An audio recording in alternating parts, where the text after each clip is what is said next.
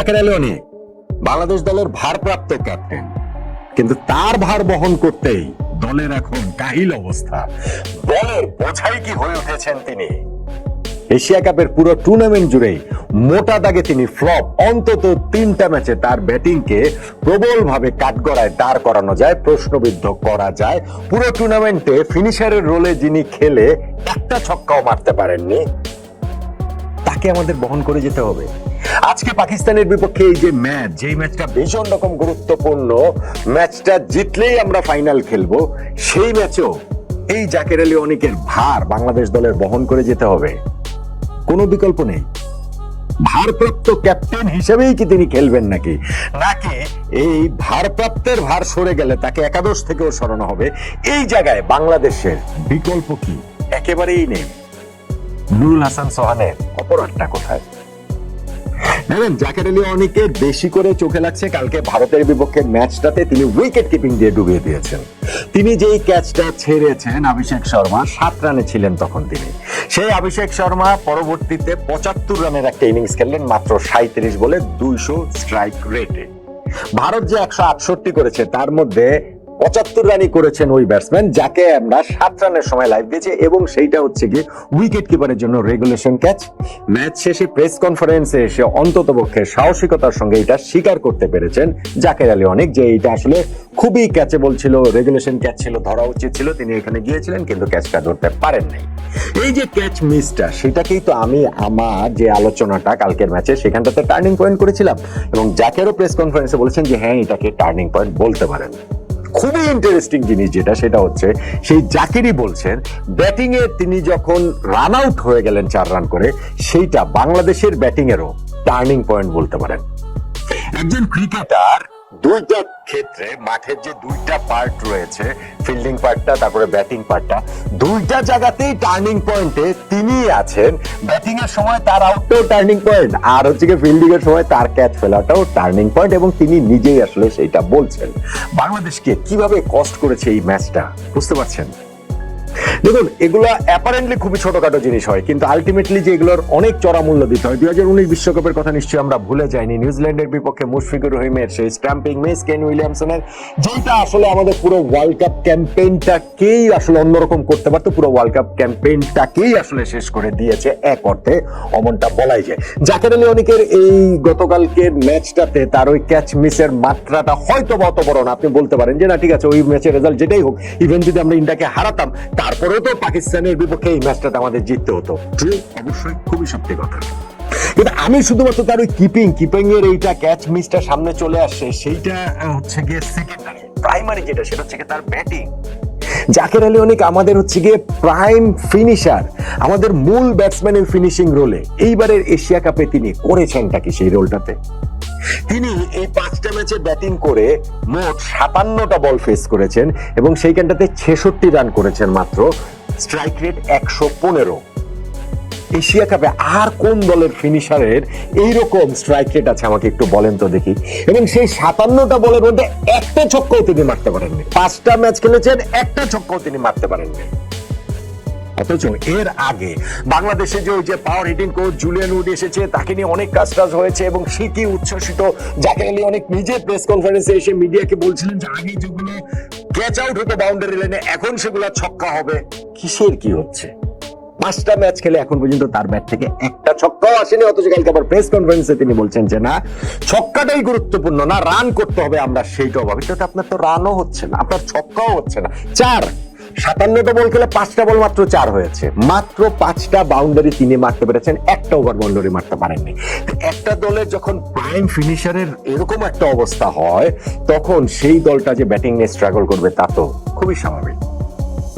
এখন আমি বলছিলাম যে কাঠগড়ায় দাঁড় করানো যাবে এই 5 ম্যাচের মধ্যে অন্তত 3টা ম্যাচ। হ্যাঁ, ফার্স্ট ম্যাচে হংকং এর বিপক্ষে তিনি লাস্ট সময় নেমেছেন, 1 বলে 0 রান নট হয়েছিলেন, সেটাকে নয় আপনি বাদ দিলেন।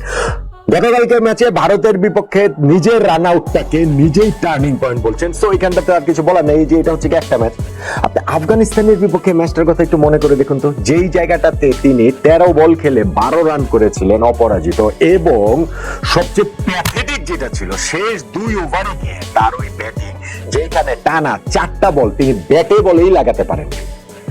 19 নম্বর ওভারে টানা 3টা বল, শেষ 3টা বল ওই যে হচ্ছে গিয়ে কি অদ্ভুত কায়দায় হচ্ছে গিয়ে এক সাইডেই খেলার চেষ্টা করছিলেন এবং প্রতিবারই আসলে বিট হচ্ছিলেন, একটা বলও লাগাতে পারেননি। সো ওইটা তো আমাদের ম্যাচটা অলমোস্ট আমাদের হারিয়ে দিয়েছিল রে ভাই। আমরা তো লাস্টে গিয়ে আফগানিস্তানের সঙ্গে মাত্র 8 রানে ম্যাচ জিতেছি। সো যদি জাকের আলী অনেক ওই ম্যাচটা আমরা যদি হেরে যেতাম, তাহলে তার এই যে শেষের দিকের ব্যাটিং সেটা আরো অনেক বেশি করে সামনে চলে আসতো। ঠিক যেমন ভাবে সামনে চলে আসতো আরো অনেক বেশি করে যদি শ্রীলঙ্কার বিপক্ষে সুপার 4 এর ম্যাচটা আমরা হেরে যেতাম। ফেয়ার এনাফ, তিনি 2টা 4 মেরেছেন, সেই 2টা 4 খুবই গুরুত্বপূর্ণ ছিল, অবশ্যই গুরুত্বপূর্ণ ছিল। কিন্তু ওই লাস্ট ওভারের প্রথম বলটা 4 মারার পর যখন আমাদের 5 বলে প্রয়োজন আর 1 রান, সেই সময় নেক্সট ডেলিভারিতে তার হয়তো মনে হলো যে টুর্নামেন্টে একটা ছক্কাও এখনো মারা হয়নি, ছক্কা মারার চেষ্টাটা না হয় করতে গিয়ে তিনি আউট হয়ে গেলেন এবং বাংলাদেশকে অলমোস্ট আউট করে দিয়েছিলেন। কারণ আমাদের পরের দিকে ব্যাটসম্যান যারা সতীর্থ তাদেরকে তার চেনার কথা। সো এই জায়গাটাতে কেন তিনি একজন ওই জায়গার ব্যাটসম্যান হয়ে খেলাটাকে শেষ করে আসবেন না? যা কোনো মতে ওই জায়গাটাতে আমরা শেখ মাহিদি আউট হয়েছেন, নাসুমের সঙ্গে ওই শামীম পাটোয়ারি একটা দৌড়ে রান নিয়েছেন, ডিরেক্ট চলে রান আউট হয়ে যেত। ইউ নেভার নো, 2016 সেই বেঙ্গালোরের দুঃস্বপ্ন স্মৃতি আমাদের ফিরলেও ফিরতে পারতো, সেটা হয়তো হয়নি। কিন্তু জাকের আলী অনেকের যে গেম সেন্স, জাকের আলী অনেকের যে cricket sense, overall Jaker Ali অনেকের যে কমন সেন্স, সেইটাই আসলে প্রশ্নবিদ্ধ ওই সময় গিয়ে ওইভাবে আউট হয়ে যাওয়াতে। এখন এই যে আমি ম্যাচগুলোর কথা বললাম, যে যেটাতে হচ্ছে গিয়ে তিনি ওই ভারতের বিপক্ষে ম্যাচে রান আউটটা হয়ে গেছেন, হয়তো সেটা তিনি নিজেই বলছেন টার্নিং পয়েন্ট। তিনি হচ্ছে গিয়ে আফগানিস্তানের বিপক্ষে ওই 13 বলে 12 রান, যেইটাতে বাংলাদেশ শেষ 2 ওভারে টানা 4টা বল তিনি হচ্ছে গিয়ে কানেক্ট করতে পারছিলেন না। আবার হচ্ছে গিয়ে শ্রীলঙ্কার বিপক্ষে সুপার 4 সেই ম্যাচটাতে লাস্ট ওভারে ওরকম আউট হলেন। সো আপনি 5টা ম্যাচের মধ্যে 3টা ম্যাচে আপনার যখন এইরকম কীর্তি কিংবা কুকীর্তি থাকে, তারপরেও তাকে আমাদের ক্যারি করতে হবে। হ্যাঁ, একটা ম্যাচে শ্রীলঙ্কার বিপক্ষে সেইখানটাতে তার 34 বলে অপরাজিত 41 রানের ইনিংস রয়েছে। 34 বলে অপরাজিত 42 রান শামীম পাটোয়ারি করেছেন। আমরা 10 ওভারের মধ্যে 53 রানে 5 উইকেট হারিয়ে ফেলেছিলাম, ফলে তারা ওই রিকভারি ওয়ার্কটাই আসলে করেছেন। কিন্তু কোন একটা ফেজে কি তারা রান রেটটা, জাকের আলী অনেক কিছু নিয়ে যেতে আলোচনা হচ্ছে, তিনি রান রেটটা তার ওই যে ওইটা বাড়িয়ে নেওয়ার ওই রকম ডেসপারেট অ্যাটেম্প ছিল, নাকি শুধুমাত্র কিছু স্কোর করে নিজের জায়গাটা পরের ম্যাচের জন্য বা নিজের স্ট্যাট ভারী করার সেই ব্যাপারটাই তার মধ্যে ছিল।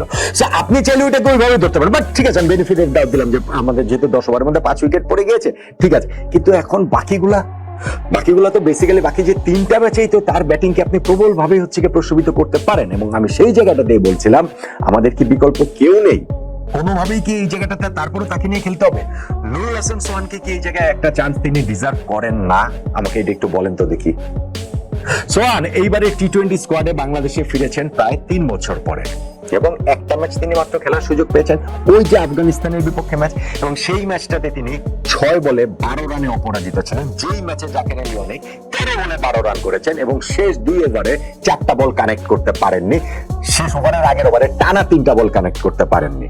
সেই ম্যাচেই তো নুরুল হাসান সোহানের 6 বলে 12 রানের একটা ইনিংস, এমন হাওয়ারি কিছু না, এমন মানে বিশাল কিছু না। টেনে গিয়ে যখন আপনি ভাববেন যে বাংলাদেশ ওই ম্যাচটা 8 রানে মাত্র জিতেছে, তখন সোহানের ওই শেষ দিকে ব্যাটিং এ নেমে 6 বলে 12 রান গুরুত্বপূর্ণ রে ভাই।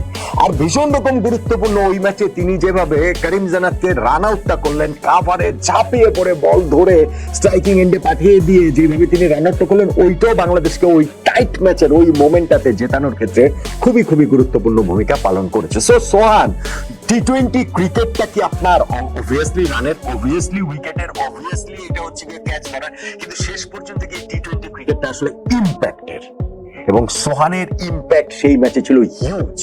আমরা আফগানিস্তানের বিপক্ষে যে জিতেছি সেইখানে সোহানের 6 বলে 12 রানের ইম্প্যাক্ট এবং সোহানের সেই যে রান আউট করেছেন সেইটার ইম্প্যাক্ট, এই ইম্প্যাক্টটা ছিল অনেক বড়। কিন্তু সোহানকে একাদশ থেকে তারপরে বাদ দিয়ে দেওয়া হয়েছে। ঠিক আছে, আপনি কম্বিনেশনের কারণে বাদ দিতে পারেন। আমরা ওইখানটাতে 4 জন স্পেশালিস্ট বোলার নিয়ে খেলেছিলাম, পরে আমরা 5 জন স্পেশালিস্ট বোলার গেছি, আপনি কম্বিনেশনের কারণে বাদ দিতে পারেন। কিন্তু এখন সেই কম্বিনেশনেই কি কারণে এখন জাকের আলী অনেকের জায়গায় নুরুল হাসান সোহানকে খেলানো হবে না পাকিস্তানের বিপক্ষে ম্যাচটাতে?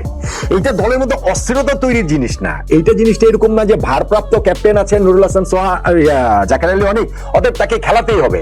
এখন তাহলে কি লিটন দাস যদি আজকের ম্যাচে সুস্থ হয়ে পাকিস্তানের বিপক্ষে খেলতে পারেন, সেই ক্ষেত্রে কি জাকেরকে বাদ দেওয়া হবে? এটা একটা প্রশ্নের জায়গা।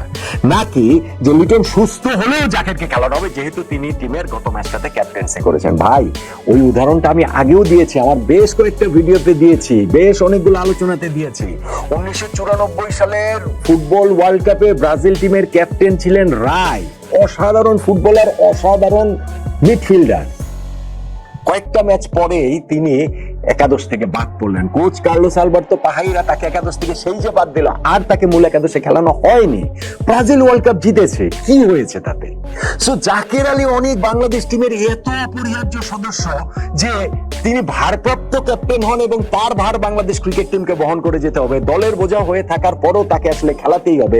পাকিস্তানের বিপক্ষে এই ম্যাচটাতেও খেলাতে হবে, যেইখানে আমাদের সত্যিকার অর্থে রেডিমেড রিপ্লেসমেন্ট রয়েছে নুরুল হাসান সোহান। এবং আমি সেটা বলছি, যদি ইভেন লিটন দাস খেলতেও না পারেন, তাহলেও এই নুরুল হাসান সোহানও তো ক্যাপ্টেন্সি করতে পারেন। জাকের আলী অনেক কালকে যে ক্যাপ্টেন্সি করেছেন, তার চেয়ে খারাপ ক্যাপ্টেন নুরুল হাসান সোহান না, তার চেয়ে খারাপ ক্যাপ্টেন্সি তিনি করবেন না। কিন্তু বাংলাদেশের টিম ম্যানেজমেন্ট কি এইরকম একটা স্ট্রং একটা কল মেক করতে পারবে কিনা, সেটা হচ্ছে একটা প্রশ্নের বিষয়। টিমের মধ্যে অনেক লাইকিংস ডিসলাইকিংস এর ব্যাপার রয়েছে।